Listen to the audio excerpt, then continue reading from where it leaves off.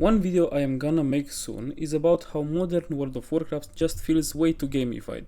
It's all systems on top of systems, pop-ups everywhere, currencies from everything and so on. Constantly reminding you that hey, you're playing a video game instead of letting you get lost in a fantasy world. And one thing I'll focus on in that video is the bosses, because they are a bit stale and too gamey too. They are super polished in retail, but a great boss fight starts way before you step into the arena. It's about the vibe, the setup, the lore, the loot, whether it's in the world or stuck in an instance. Is there any requirement that you must complete to start the fight? Can you prep before it? Can you bring other people? All that good stuff. Thing is, modern games keep answering those questions the same way, over and over, and it's starting to feel stale. A few things I need to say before we start are these. First of all, I know there are a few exceptions out there. I am saying this because I already know there are gonna be some people out there commenting about how their favorite game has one or two bosses that don't fall into what I'm describing. I know, the point is not that all bosses are getting stale, but that most are. And of course, since the discussion is about boss encounters, I will inevitably talk about From Software games, but I will also use other as examples as well. One of them being, of course, World of Warcraft, because yes, even though these games are so different, the boss fight design in both something like Elden Ring and retail World of Warcraft suffer of these issues. As I said, I truly believe this is an industry-wide issue. And second of all, this is about boss fights. If I critique the boss fights of a game, sure, that does take away from that game for me personally, but these are just my opinions, and even for me personally, bad or stale boss fights are sometimes not enough to ruin a game entirely. They are just an aspect of it. So, without further ado, let's begin. A lot of my favorite games revolve around boss encounters. Dark Souls, World of Warcraft, Hades. I've been playing this kind of stuff for a long time.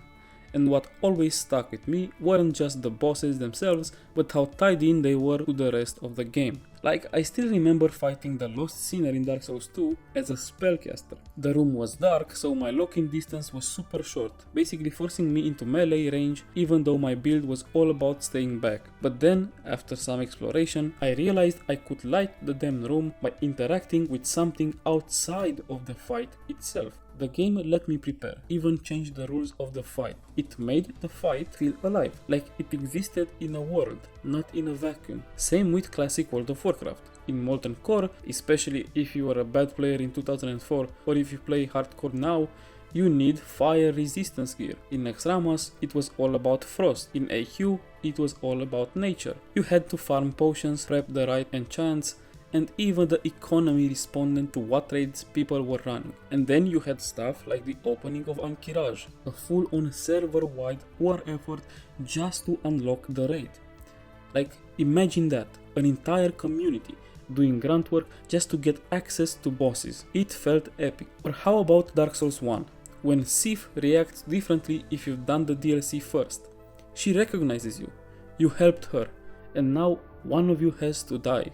It hits way harder because there's history there. Or I don't know, in Prince of Persia, the Klompa fight where you're climbing around trying to blind him first. Or in Dark Souls 3, the Abyss Watchers where the ads constantly revive and sometimes even help you if you're smart about it. There's this layer of chaos and opportunity that's missing from most modern fights. What I'm trying to say is, boss fights used to matter outside of the arena, outside of just boss moves and mechanics. They were connected to the world, they reacted to your choices, they lived in the game, and that's exactly what's missing now. Modern games like current World of Warcraft or even Elden Ring have bosses that could be ripped straight out of the game, dropped in a separate boss rush mode, and nothing would change. You press a button, enter a phase, dodge 50 anime combo attacks, and try to sneak in one hit. That's it. Sure, there are a couple of outliers. Rykard needs a special weapon, Renala has a gimmicky first phase where you kill minions to break her shield.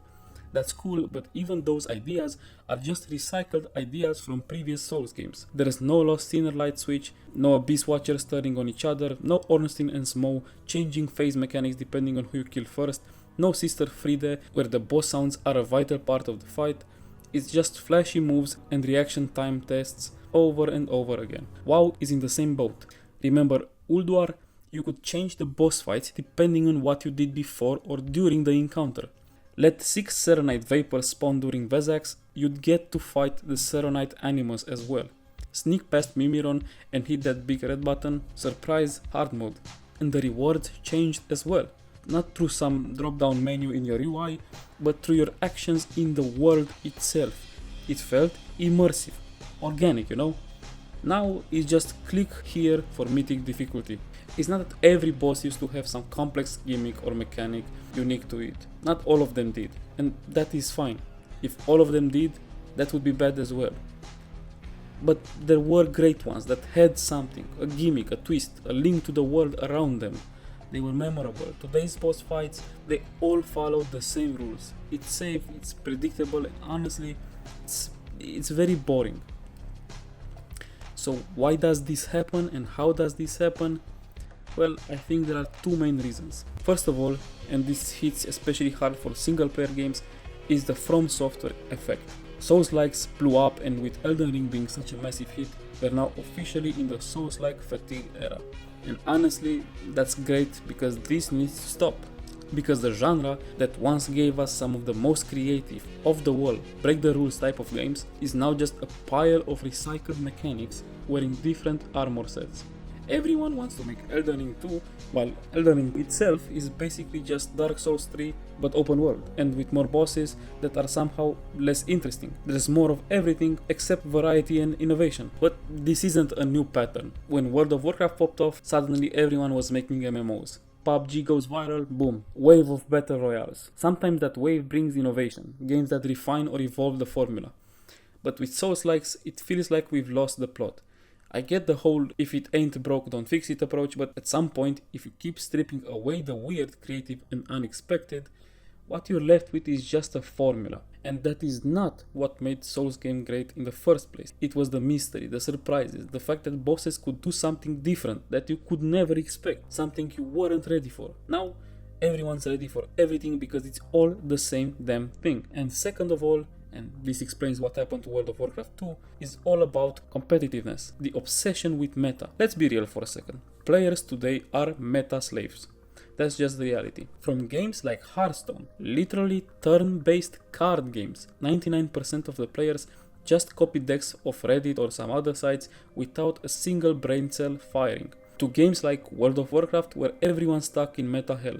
And even if you don't want to follow the meta, the game will punish you. Or worse, the community will punish you. You get benched, kicked, framed, ignored. So what do players do? They conform. And the games themselves, they follow suit. Boss fights have to be competitive moments.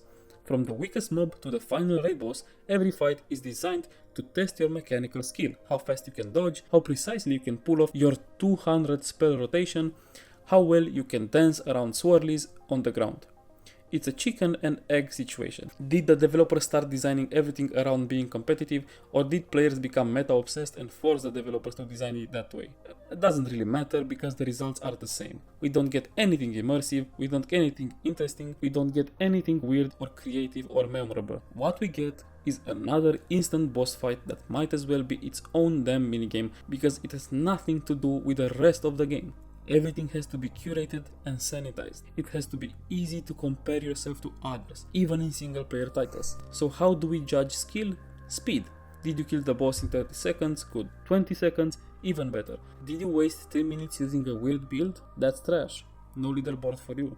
Because as we all know, comparison is the bringer of joy. And to make comparison easy, we cannot have mechanics that vary between players.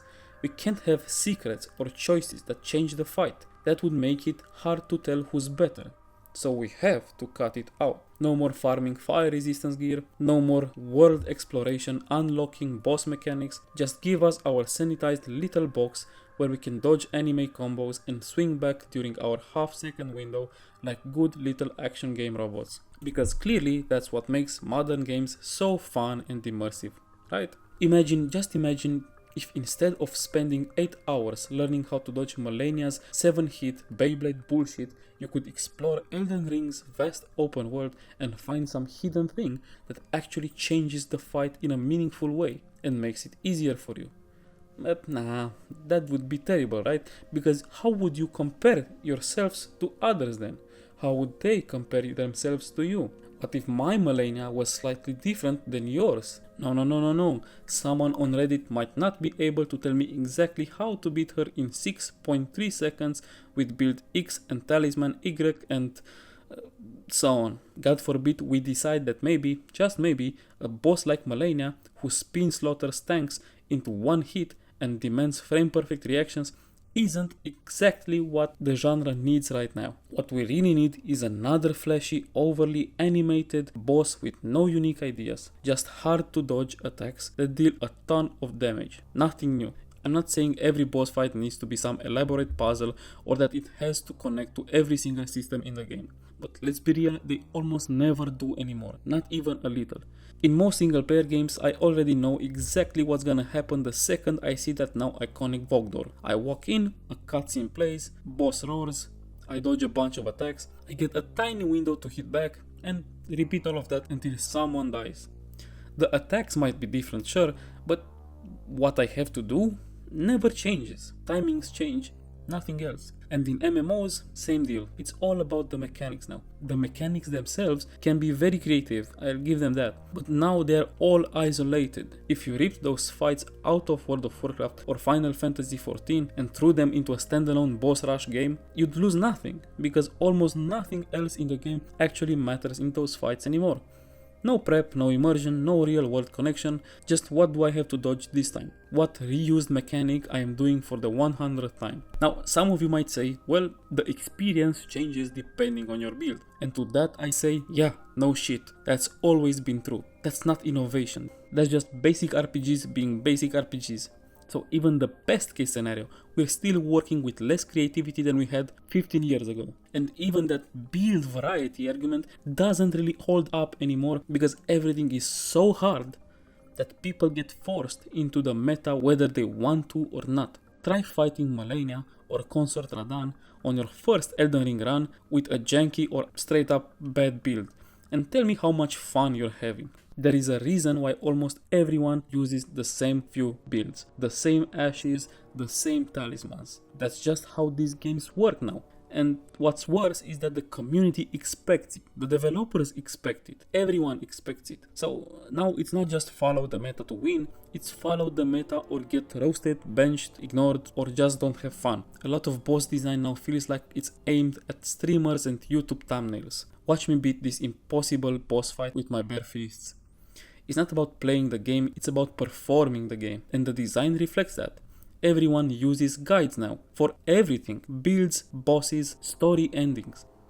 The most secret ending in Elden Ring is the most common one players unlocked, because they all followed the same guides. We see that in the Steam achievements. Think about that, a hidden, super cryptic, lore heavy ending that takes multiple steps across dozens of hours, filled with spoilers, is more common than the normal ones. That's not just weird, that is absolutely insane. That's not discovery, that's not gameplay, that's not exploration, that is some kind of insane homework. That's everyone spoon-feeding each other the exact same experience and calling it freedom, calling it masterpiece. The reality is, people don't even try not to use guides anymore. Even when it comes to the story and the endings, something that has no gameplay value. Even when it's about mystery, they want the optimal mystery. Because this is the mindset now. It's all meta, all the time, even when it doesn't make any kind of fucking sense. No room for curiosity, no space for failure. Just the same clean, curated experience repeated endlessly. And the boss fights reflect that in every single aspect. That was the video. Next video is gonna be a bit more positive, getting a bit tired of all the negativity. If you like the video though, please stay around and subscribe. Like it and share it and leave a comment letting me know what do you think about it. Until the next time, peace.